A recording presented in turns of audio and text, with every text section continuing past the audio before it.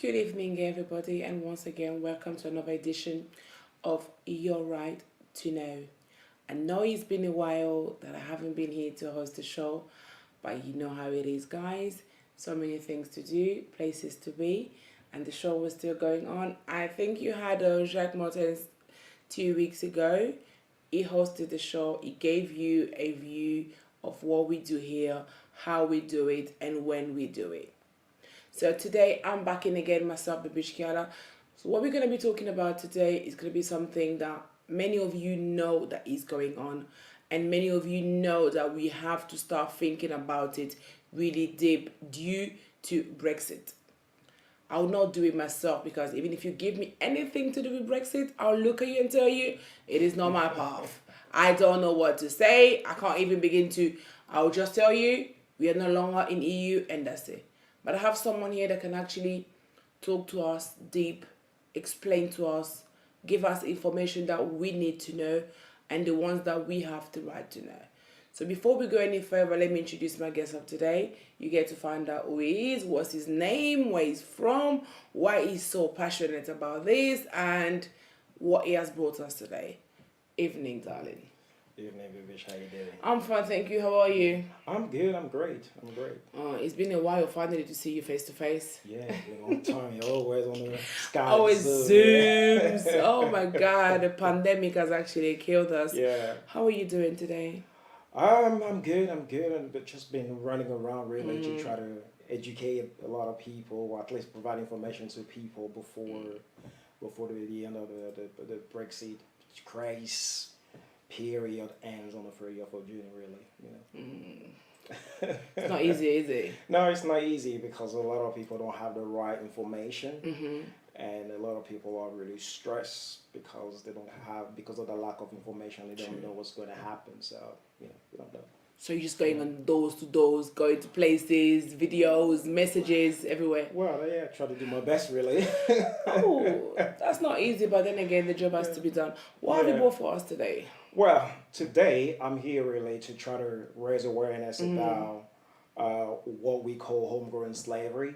So just to introduce myself, so my name is Aki Achi, and people know me in the community, but for those who don't know me, I'm a former child laborer. Well, that's what the international community would call me, but for many of us coming from Africa, we used to work with our family in a plantation or wherever we are in Africa. So for us, it's just normal. But from a European perspective, they always call us child labor or this and that, or we like to put label on us, So that's where I'm coming from. I'm coming from the Ivory Coast. So I've been in the UK for over 16 years.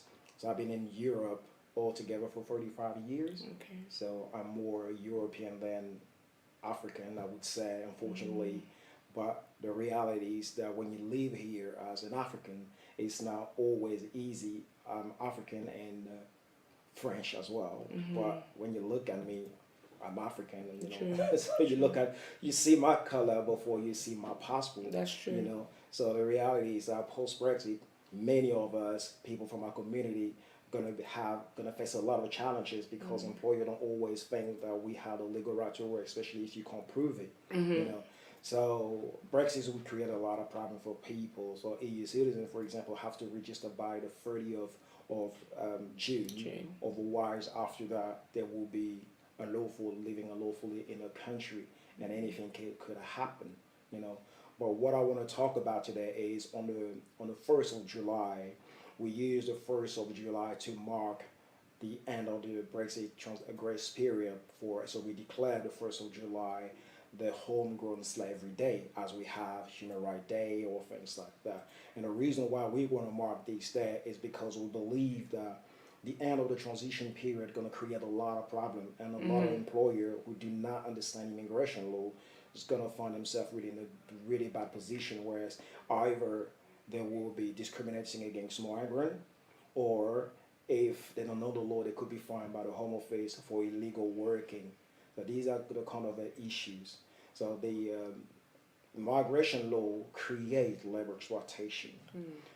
But so far, for a very, very long time, government and a lot of people have been blaming criminal and employers for exploiting migrants. Of course, they are the perpetrators of modern slavery offenses. but they are not the only one. Yep. The state Is doing it better. Exactly. So how those employers, and it's not all the employers, so you have, just a few employers who are doing it. So when I say a few, maybe represent million, but it's not all of them who are doing it. So you have some criminals who are exploiting migrants, but again, it's not everyone who are doing that. But when we take the case of employer, it's simply because they don't really understand the law. So the government has put them in a situation where they have to enforce immigration law, but they don't have a clue about what immigration law is, how to enforce the right to work check, but they still have to do it because the government has discharged its responsibility, and they are the one who have to enforce that. So for employers, it's not easy because when they see somebody like me, because the process, the right to work check process is quite complex. If I provide my document to the employer and they don't understand, then what they will think is that, well, I am an illegal immigrant, even though I hate this name because no one is illegal, but this is a term that is being used to describe people who don't have a legal right to be in this country and to work in this country. So when employers see me, if I provide information and they are unable to do the right to work check properly, they will say, well, based on the information, you are an illegal worker, therefore we cannot employ you. So many people find themselves in this situation where they're being exploited. So if you have the legal right to work and your employer still think that you don't have the right to work, so they will dismiss you.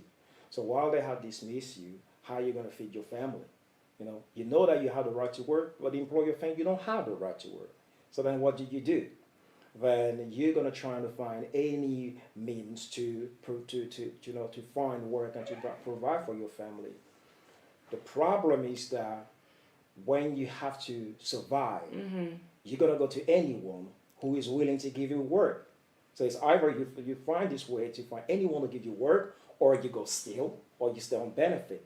But benefit and stealing are two options many people do not want to touch on. Exactly. So what do? You go to the employers who want to give you work, but can give you work, and pay you under the minimum wage. Or are you going to argue with your employer saying, well, I have the legal right to work, you can't pay me under the minimum wage? Well, they're simply going to tell you, well, it's up to you. You take it or you don't take it. Yes, but okay, coming to that point, the employer that's employing someone that doesn't know if they have a right to work or they have, how should I place it? They have the legal right to work. Yeah. To me, it's like they're doing them a favor because they're employing them. Yeah. They're giving them a job because they have no right to work. But they do have, but they don't know. Or they don't know how to chase it properly to find out about it. But that employee that's employing them, paying them less than the minimum wage, is actually doing them a favor, don't you think so? No, I don't think so. Because if that person has a legal right to work and you're employing that person, and you say, well, I want to help you. I know that, I know that you don't have the right to work, but which is wrong. So what kind of argument would this employer put to that person? You have the legal right to work. I know you have the right to work. Nobody want to employ you, but I want to employ you and pay you the minimum wage. You see, I don't really see what kind of an argument. Yeah, but isn't it up to the person that's looking for a job to make sure they find out properly and they have the right document that actually shows that they have the right to work? Yeah, that's where the problem is, because they have the correct document. So that's where it becomes a little bit complex, because I'll give you an example. If you I'm kind of confused myself. I'm actually confused myself, I'll give you an example, okay? So let's say you're on a 5 years visa, okay? And your visa is going to expire tomorrow. And you renew your visa today. So tomorrow is the 25th. So tomorrow, 25th, your visa expires, but you renew to the 24th. So on the 26th, so you send on the 24th, you send it to the Home Office, and the Home Office send you an email saying that they have received your application. Once you have received that, you made that application, it means your legal right to remain in the country and to work is still valid. So the actual document on the 26th will be expired. But your right to work will not expire. So you still have the legal right to work regardless of your document that is expired. So when you go to the employer, so I come to you, okay? I come to you and I say, well, this is my document. And you look at my document, you say, well, your visa was expired on the 25th, today it is 26th, your visa is expired. So the employer has to go through a right to work check process. So they have to look at your documents. They have to do first a physical check. They look at your document and say, well, 26 is expired. Yep. So what do they have to do then? So then they have to contact the online checking service. But you have already provided them the receipt from the Home Office saying that the document you have submitted. But the employer do not want to accept that. If you give that same document to the Home Office, they will accept, saying that, okay, you submitted your application, you have the legal right to work in the country. But for the employer, this document, I would do it just like that, okay? So you submitted your application. The Home Office send you an email. Yes. That's your email, okay? That's like your proof. That's your proof that you submitted your application, okay? So now you go to your employer, you show your employer this document. The employer going to say, well, this document, I can't take it. Why you can't take it? Because the Home Office has issued this document saying it's illegal, you can work with it. But the Home Office, on the other hand, issue another document, another list of document here, telling employer that Thank you. this document here It's not valid. is not on this list. Now you get to the stage where see? we're just gonna come. That's it. So the Home Office is there telling me, okay, I give you this document, you have legal right to work. I go to you as employer, this is my document. You say, So I'll show you my list. I show you my okay, list. It's not so there. look at my list. It's not there. It's not there. Exactly. So you here, you telling the Home Office, I went to my employer. My employer said, well, this document is not valid because this document is not on their list. So the employer, the Home Office is going to tell you, well, go back to your employer, tell them to do the online check. Then I'll go to you and say, the Home Office said, you have to do the online check. But you do the online check. The problem is that because I submitted my application on 24th, the Home Office said normally when you submit your application, it takes 5 days for the system to be updated. But it doesn't always take 5 days. I have worked with a client and they have taken them 3 months, 5 months, 6 months. So when the employer does the right to work check, in the system, it says that you don't have the right to work check. But what it shows in the system is your old visa. And Which why is already expired. But it doesn't show the new one, or at least the new one yet, because it hasn't been assessed yet. But because it's pending, you have the legal right to work. But this document here is not acceptable. So what do? Then you go work for anybody else. They pay you under the minimum wage, and you get exploited. I see. I understand. So that's how migration law creates labor exploitation. Now the government is blaming employer for exploiting migrants. And because this employer will be employing you saying, I want to help you, I want to do you a favor. Exactly. So now, if let's say you have worked for that employer for 2 months, and then somebody tells you that, well, what this employer has been doing is illegal. You can't work like that. It's illegal to pay under the minimum wage. And you say, oh, I didn't know that. Great. So you're going to complain to HMRC saying that my employer has been abusing me. Now, HMRC is going to conduct an investigation and find the employer because the employer has been paid under the minimum wage. But it's not the employer's fault because the employer looked at the things properly. It wasn't there, and they're giving you the job because you don't have the right to work. Well, you have the right to work. You have the right to work, but it's not sure that you have the right to work. Exactly. Oh God, it's just so confused. The employer is being put in a corner by, on the one hand, the Home Office, and on the other hand, if you know you're right now, you complain against them, and HMRC come on them.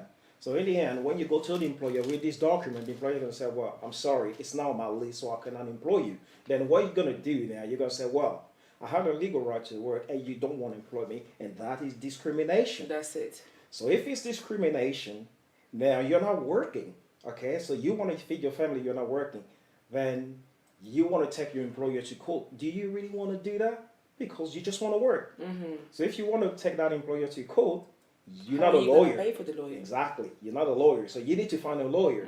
So where are you going to find a lawyer to take your case to court when you haven't worked, when you don't have a contract of employment, you don't have money to live on, and you need to pay a lawyer, and lawyer costs, I don't know, maybe. An arm and a leg. Exactly. Mm-hmm. So that is the problem. So what we also see, so that's not the only issue. So you have this one. You also have, if you work on farms, you also have the EU Common Agricultural Policy. So over the past 60 years, the EU has been pouring money into the farming industry.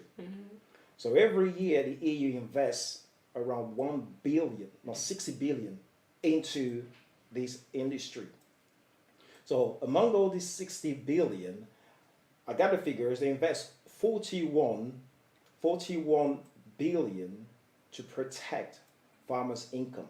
That's a lot, 41 billion. That is massive. So 60 billion they invest just to make sure that the farmers get the income. So that's okay, that's normal, because you want a farmer to be able to live as well, you know, to provide for the family. They invest 2.37 million to protect the market, to make sure that the market is stable. And they invest 14.18 million to develop the rural area, to make sure, I don't know, that you have tree planted or everything looks nice and everything. But those individuals who are working on those farms, our brothers and sisters, people like me and you who are working on those farms, they're being abused on those farms. The EU is not protecting them. So I went shopping earlier today and I brought some stuff. So you see this? This? Mushroom. So when you get home tonight, you're gonna cook. That's my shopping. I went to Lidl, that's my shopping. So I'm gonna cook with that. I got a mushroom, right? What is that? Strawberries. Strawberries, really nice when you eat that. And now that you just showed me, you feel like, you know. Exactly. Okay. You have these. Tomato. Okay. You have that. Apple. Where do you see all these apples? You see in the children pack lunch all the time. Okay. Have this. Broccoli. Exactly. Favorite. You have this as well. So I can break a lot of these products. Just so you see all of them in Lidl, Asda, Sainsbury, everywhere. So when these products get on our dining table, people eat them and enjoy them. But they don't know that those people that are picking this fruit are being exploited. If you look at a lot of a video on YouTube, if you look at the way people are being exploited in Spain, in Italy, it's just horrendous. People are dying just to make sure that we get those fruit and vegetable on our table. Look at those fruit. It looks like they've been picked yesterday. And clean. Exactly. These fruit and vegetable are more alive than those people who are working on those farms. If you see those videos, those people are where they are living, no one can live there. You know? So in a way, it's more looked after than the people that's picking them. Of course. Than the people that's working on the farm. Of course. You have a lot of people who are sick in Spain because of the product they are using to make sure that these products get to us the way they are. And if you keep this fruit for 1 day or 2 days in your fridge or out, what you're going to do, you're just going to throw them away. Exactly. But you have a lot of people who are dying. And what COVID-19 has done is that COVID-19 showed us that all these people who are being picking all those fruit are being exploited, and COVID-19 brought this to light. And even then, do you hear any big campaign around that? Nothing. So this has been going on. You have people living in those camps over there, like, you know, the same way refugees are living in a country where you have wars, and they are living in Europe. And we always blame, the government always blame a criminal for bringing migrants from overseas, you know, human rights trafficking. We're talking about human rights trafficking. So this always involves an element of transportation from one country to another. But we have people here who are through the asylum system, for example, who don't have the legal right to work. So when you've been in a country, you don't have the legal right to work, how are you going to feed your family? Or you have individual who's been in a country more, who have submitted the application for the asylum application, and I've been waiting for more than 12 months. So if you've been waiting for more than 12 months, you can submit an application for permission to work. And many people, many asylum seekers have been granted permission to work. But we come back to the same thing where they have this document. Again, it's the same thing. They're going to have a paper document given by the Home Office. The Home Office is saying, well, you have a legal right to work. Again, you can go claim universal credit, because you are entitled to, or you can go, you can go to the job center, you can work. But again, the same thing. You go to the employer, Okay, we look at it. They'll tell you again, now you're not on this list. Yeah. Then what do? That's the question now. Exactly. So when you're in that situation, what can you do? It's difficult for anyone to do something because employers are too scared. They are too scared of employing migrants because they don't know the law. And in fact, a research conducted by Coventry University found that 96% of employers are afraid of employing migrants because they haven't been taught about employment immigration law and they don't know immigration document. But you also have employers who are keen to recruit refugees and asylum seekers because many of us, when we come into this country, we have qualification many British don't have. But when you have a system that put an employer in this position where if they employ you and you don't have the legal right to work, they can be fined £20,000 or end up in jail. Nobody want to take that risk, So they don't allow people to work because the immigration system is built in a way that people are pushed into labor exploitation. So the states, the government is part of the problem. But as of now, everything the government does is about blaming criminal for exploiting migrant, blaming employer for exploiting migrant, but the government does not see what they've been doing. And exploitation led by the government, it has been overlooked for many years.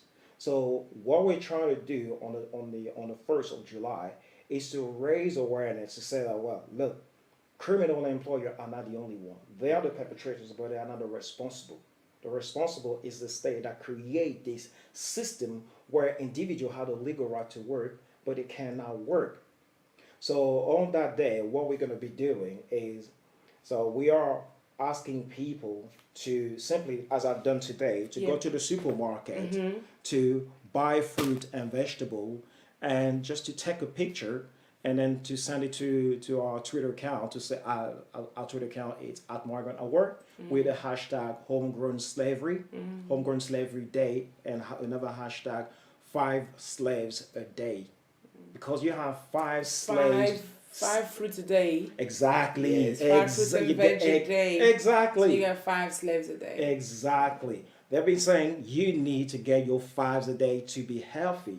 So you have 5 slaves a day in Spain, Italy, France, who are dying just to keep Europe alive and healthy.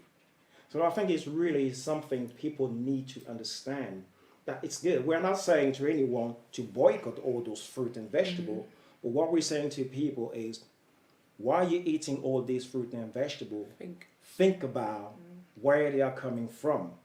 So what we are trying to do is, the government has the legal obligation, not only the UK government, state in general have the legal obligation to prevent labor exploitation.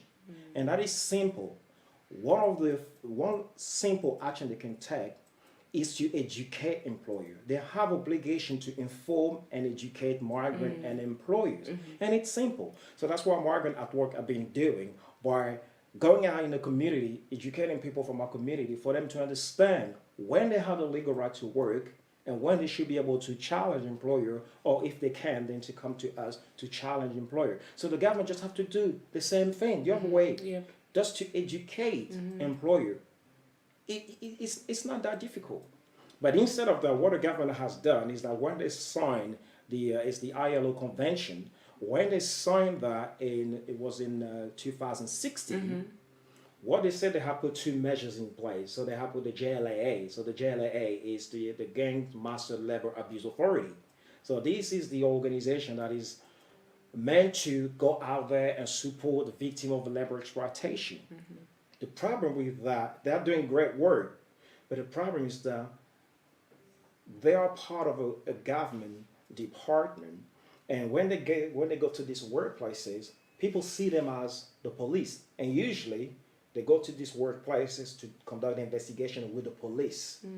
So when you come from a country where many of us coming from our country, our relationship with the government Place is not that great. exactly. You know what I mean? So you get here and you see a police saying, "I'm here, don't worry, I'm here to help you." Or really, yeah, I know what kind of help I got when I was back home. So you don't want to talk to anyone because you know, well, you think you know that something's gonna happen to you. And because they come This is with what we used to. exactly. Yeah, sure. And because they come with the police, you say, well, you know, do I have any problem with my immigration status? If I say something, maybe they're gonna deport me or things like that. So the JLA are doing some great work, but it's not the right strategy, I would say, to help victims of labor exploitation. If, of course, criminals are involved, they have the legal power to do that with the police, of course. But when you have them coming with the police, It's different. we know our That's relationship true. with the police, you know. So when they come with the police, they are not the police, but they look like the police. They look like they're police because they're Because- working with them. Yeah. Exactly, and they don't look like us. That's true. You know what I mean? They don't look like us. So when you see that, you don't want to engage. And many of these individuals from working for these kind of government authorities and department, they wonder why we don't engage with them. But if you want the government to engage with people like us, you need to have people look like us. Working with you guys. Exactly, working with you guys to engage with With us. People speak our language. You know, of course we speak English, but the way I'm going to speak to you, It's and different. exactly, Yeah. it's completely different. True. You know, Yeah. the approach is going to be completely different, and because if I go to a place and I see you, you look like me, I'm more You're kind of comfortable. exactly, You're comfortable even to talk to me. You're comfortable to approach the person. exactly. And if the person is approaching you to help, you feel kind of comfortable. And when we talk about the language that they don't speak like us, Yeah. people just don't get it. I think people will think, oh, but you speak English, Yeah, but they're speaking English. Yeah. No, but it's just like someone that knows where you're coming Yeah. from, yeah, someone that knows what you're talking about, someone knows that when you're talking about child labor, Yeah. someone that will understand, Yeah. or maybe they've been through it, Yeah. or they know someone in the family Yeah. that went through it. yeah, But coming to speak to someone that have no idea even Yeah. that word exists, yeah. so it's thinking, what are you talking about? Exactly. Exactly. Last August, we were involved in this operation where some migrant workers were being exploited on a farm, and we went there. So we went there with some white activists, trade union activists, white. And when we got there, the only thing they wanted to is to get everyone out of the farm. And I was telling them, okay, hang on a minute. So you want to get everyone out of this farm? Do you have any other places where you're gonna find work for them? Do you have a place where they're gonna stay? And those individuals were not. They were Romanian. They were not speaking English.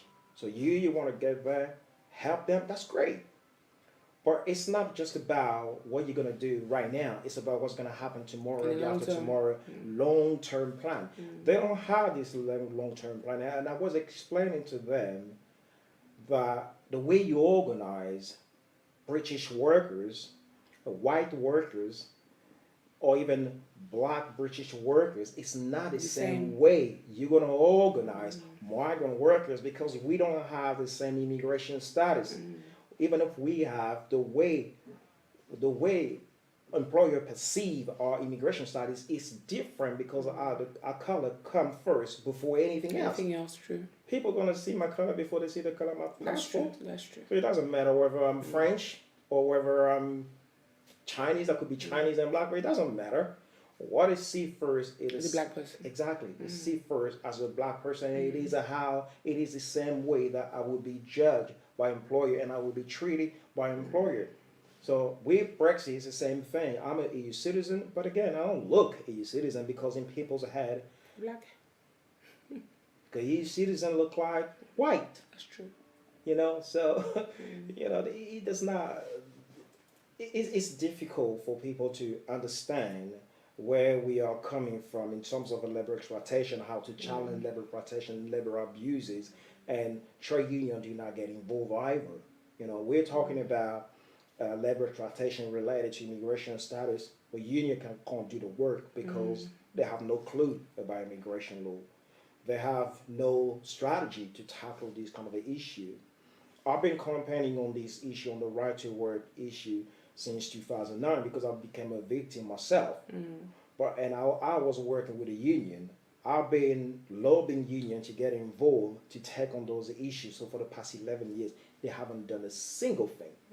And with Brexit, putting aside all non-EU citizens going to be affected by that, you have 5.6 million EU citizens who's going to be affected by the right to work. So already we have employers we have seen letters from employers who are asking the employee to provide evidence of their EU settlement status, even though they don't have to. But some employers are asking because they say they want to get ready for first of July. Yeah. But the law does not allow them to do the right to work check on any existing employees who have been employed with them before the 30th of June. Okay, let me get it right. Yeah. So if you've been employed before the 5th of June, Yeah. you can remain working as normal. Yeah, you remain working as normal. You still have to apply for your EU settlement status, but this is only to do with your immigration status. Not for your work. No, not for your work. The employer does not have to question you about your immigration status because the employer will continue to have the statutory defense against illegal working. So let's say, for example, on the 1st of June, the Home Office conduct the investigation. They come to your place and they see that you haven't applied to the settlement scheme and you don't have a legal right to work. So you may be in breach of immigration rule. So they will take action they want against you. But for the employer, it does not matter because they have been employing you before the 30th of June. Okay. But many employers are panicking. They keep asking EU citizens to provide evidence of the immigration status so that it can be sure that they have, they have a safe, record for you. And they're just trying to be safe, to be honest, I think. Exactly. Yeah. They want to be safe, but by doing that, they are harassing EU citizens and they are discriminating against EU citizens because they don't have the right to do that. But of course, if you are working for that employer and they're asking you, well, you want to remain in your employment because you have your bills to pay. Yeah. So what you're going to do, you're going to try to give that information to your employer. But where the problem is, again, it comes with my two paper again. If before the 30th of June and you have applied to the settlement scheme and on the 1st of July, you haven't received anything from the Home Office yet. You have just received a certificate of application. And many people have applied back in 2019 and they still haven't received anything until now. So after the 1st of July, you will still have the legal right to work. So it does not matter whether your status has been approved or not. As long as it's still pending, you still have the legal right to work. But because employers are panicking so much, they say, well, you have to provide evidence. If you don't provide evidence, we're going to terminate your employment on the 1st of July. And this is going to happen to many, many, many people.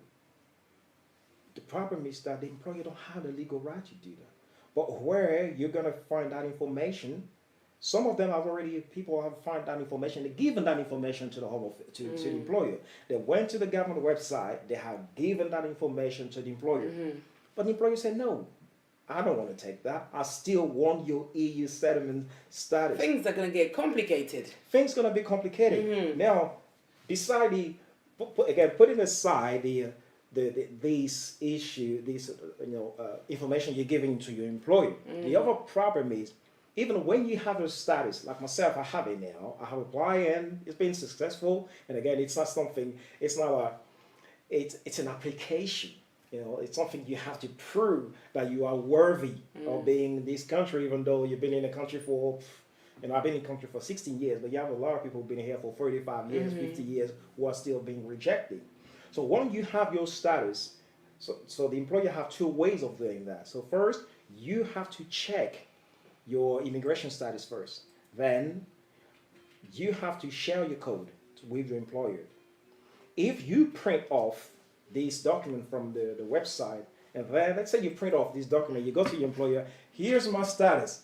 The employer will say, well, yeah, great, okay, you can work now.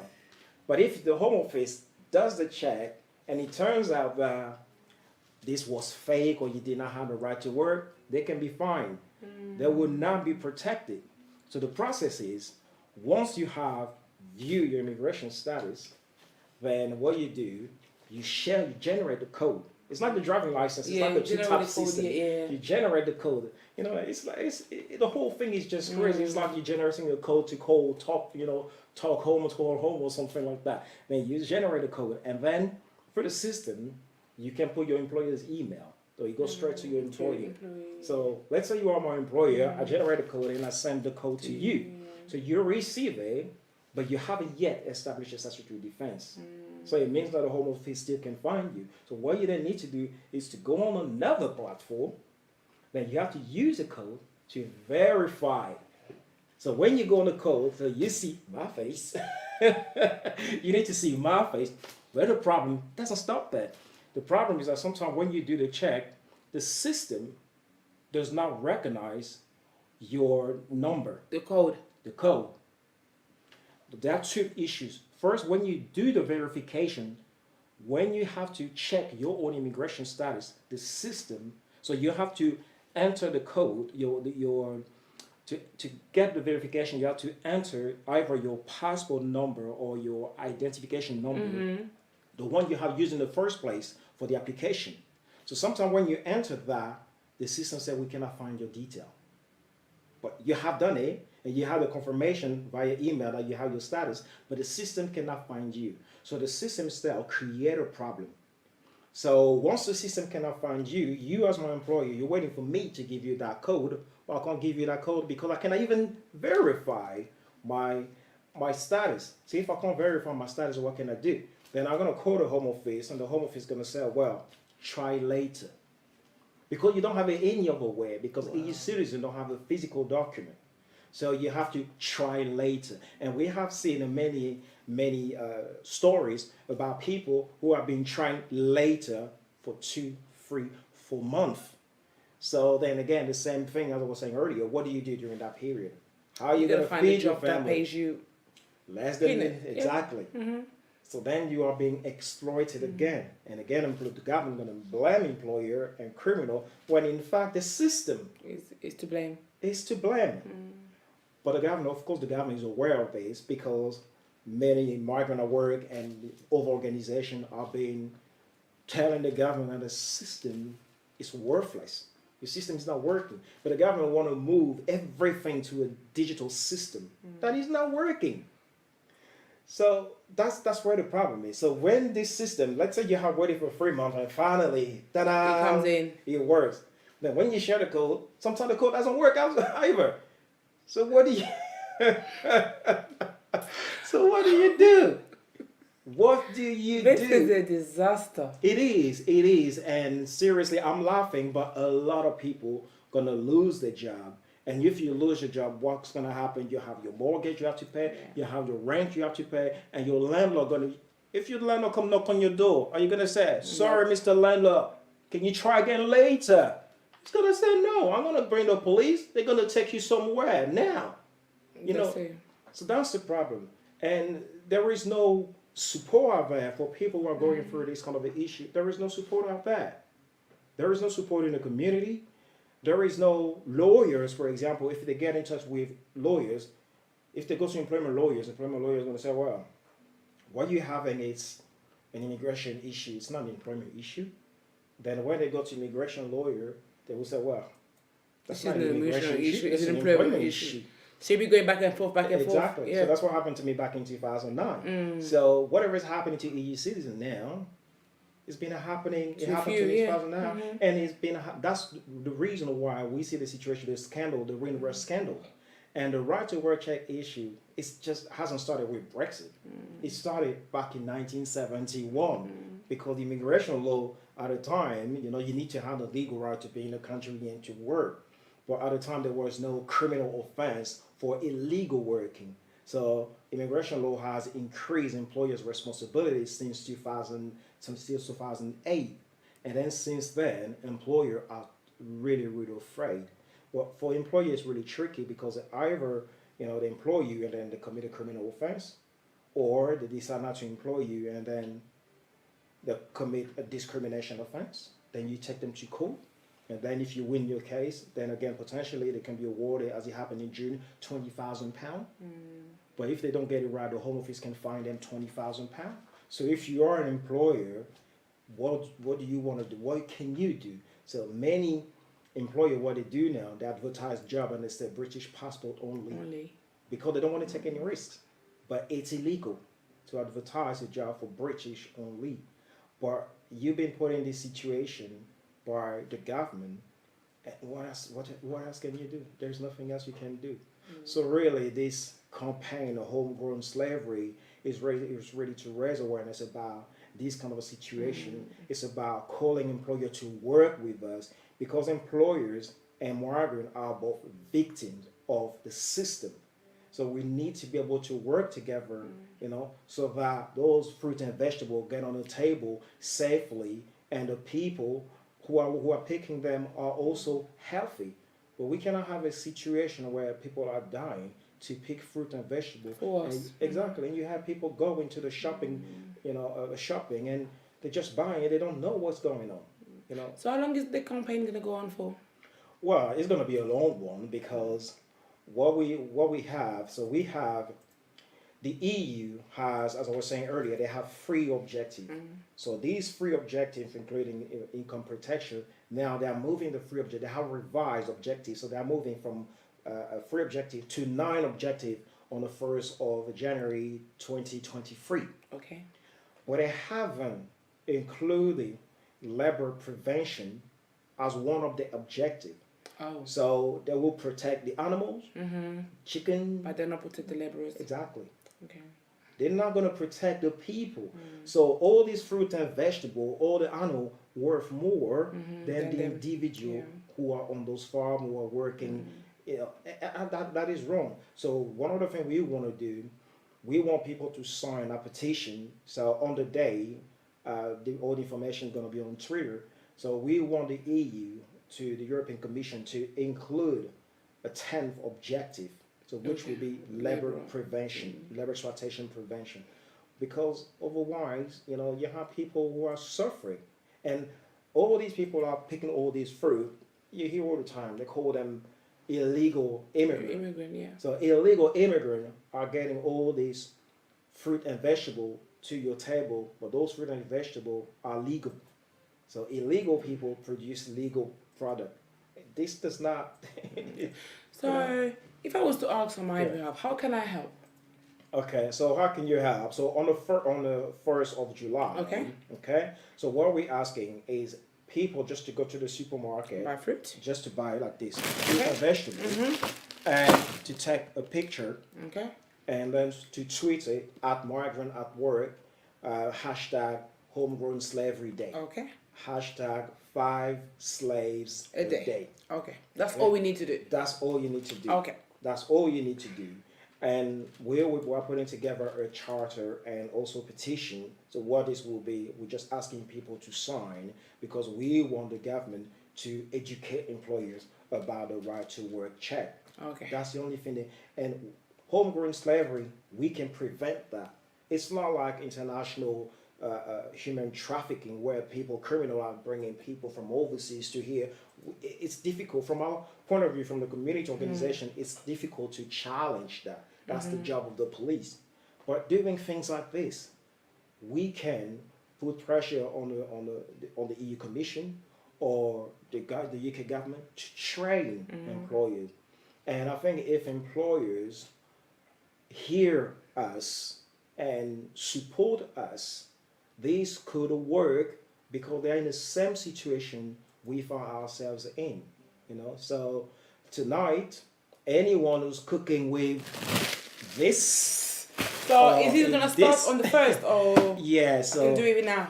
yeah, well, yeah, people can do it now Oh, if they okay. want to, but on the first at 11 o'clock, that's where we really want to have these, these The Twitter, hashtag everywhere. exactly, these Twitter storm on the first at 11 a.m. So we're gonna tweet the first picture with a video, and we just want people to retweet with their own picture, the hashtag.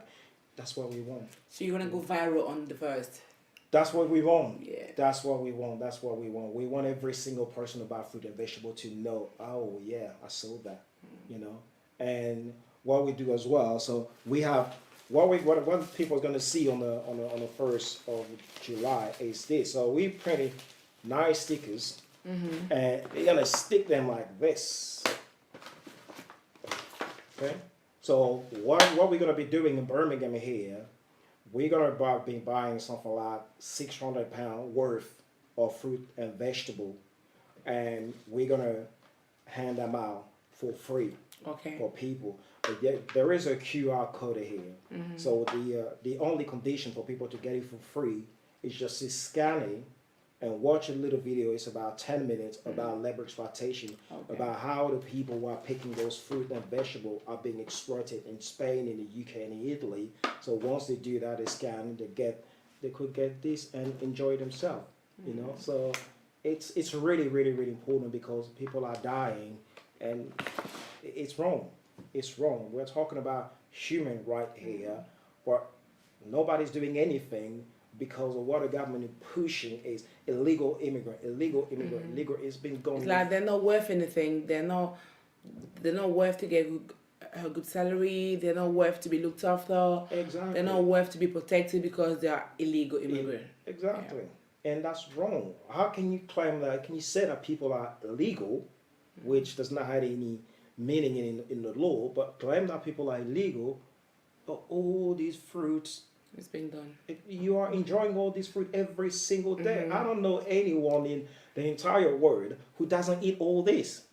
And all this, one of us, somebody like us, have touched this, washed this, and this has arrived here. The other thing people need to think about is during the whole lockdown, so while many people were being locked in the house in total lockdown, who was picking those fruit? Migrants, those so-called illegal migrants, were picking those fruit and vegetables. And those people were not given masks, didn't have water. So when somebody pick those kind of fruit with the hand, and they are not protected, what do you think you're going to be eating? COVID. Yeah, exactly. So people need to understand that their health and safety, it is the health and safety of the other people as well. Because it's a chain. So before this arrived on your table, it's coming from somewhere. And that person, you need to make sure that person is safe. If that person is not safe, you are not safe. That's true. That's how people need to think. And when you put those, apple in your child packed lunch, think again. You want your child to be healthy, but a person who has picked those fruit maybe is dying over there. And why these people are dying? They just came here just to make money to provide food for their family back home. And we have sunshine in everything in Africa, but we come here and we don't deserve. People are struggling to come here. We risk our life to travel continent to get to the UK, and you get here and you are being exploited. And I think it's really important for people to understand that, and for people from our own community to realize that, and to be behind in this homegrown slavery campaign, because we want this really to pick up as International Human Rights Day or Black History or something like that. People need to realize that slavery is created in a country where we are. That's true. Because people are here, people are being exploited because there are opportunities. And Brexit just going to allow labor exploitation to thrive because you're going to have more people, and EU citizens going to be the new victim of labor exploitation. And of course, refugee and asylum seeker just going to go further down. It's going to be even worse. It's going to be even worse. If I was to leave you a few minutes to tell the people that's watching you today, the last message before we leave, what do you have to say? Well, I just want to say to anyone watching, if you're watching at home, again, I have all my fruits and vegetables. Okay, this logo here, this sticker is gonna be on the fruit and vegetable in Birmingham, and you can come to collect your fruit and free fruit and vegetable in Birmingham, and just for you to have to use your phone and scan it for you really to understand. But when you cook tonight, remember that people who have picked those fruit and vegetable may not be safe. Okay, we're not asking you to boycott the fruit, but just to think about it. And on the 1st of July, just make sure that you take a picture of this at Migrants at Work, hashtag Homegrown Slavery Day, hashtag 5 slaves a day. That's what I wanted to say. Okay, it was a pleasure to have you here today. Thank you so much. And I'll be buying myself some fruit. On the 1st of July, I'll be doing the same thing. And I'll also be turning up. Where you guys going to be on the 1st of July doing that? We haven't set the exact location yet, but it's going to be on Twitter. So No problem. I'll be following you, and then I'll be having a look. Yeah. I myself, I'll make sure I take some colleague with me as well, so we can just go there and support. Guys, remember, hashtag Homegrown Slavery Day. Go on Twitter, follow at Migrants At Work. We are all, I think it's something that actually involves all of us. We were all once, regardless of the nationality, but I think we still are immigrant. We are all. We are. We Because are regardless, because when you look at it, they'll tell you were naturalized. Exactly. That's the word. You were naturalized. Do you know how they call me? They call me a passport French, or French passport. That's it, because you were naturalized. Naturalized means you were paid. You have to pay to get that nationality. It's not something that it belongs to you. It's not something that is a must. You paid to get it. Yeah. That means it's not you. It's just a title that you have to pay money to get it. So guys, let's remember our children that's being exploited. Let's remember all the brothers and sisters, our family members, our siblings, a friend of a friend, a colleague of a colleague. Let's remember. And on the 1st of July, it's going to take you a few seconds. Do you have Twitter? If you not, why don't you download it? Just a quick thing. Download it and follow them and see how it is. I think I could just, it just happened to open up the strawberry today, because you can see that I love strawberries, so I could just stop the show now and have my strawberries. So guys, until we see you next time, thank you for watching, and see you next week on the next episode of Your Right to Know. Until next time, thank you to everybody that watched today, and thank you to the one and only that's always there behind to help us. Ray Muzinga, thank you to you, and thanks to the audio team. Until we see you next time, bye-bye.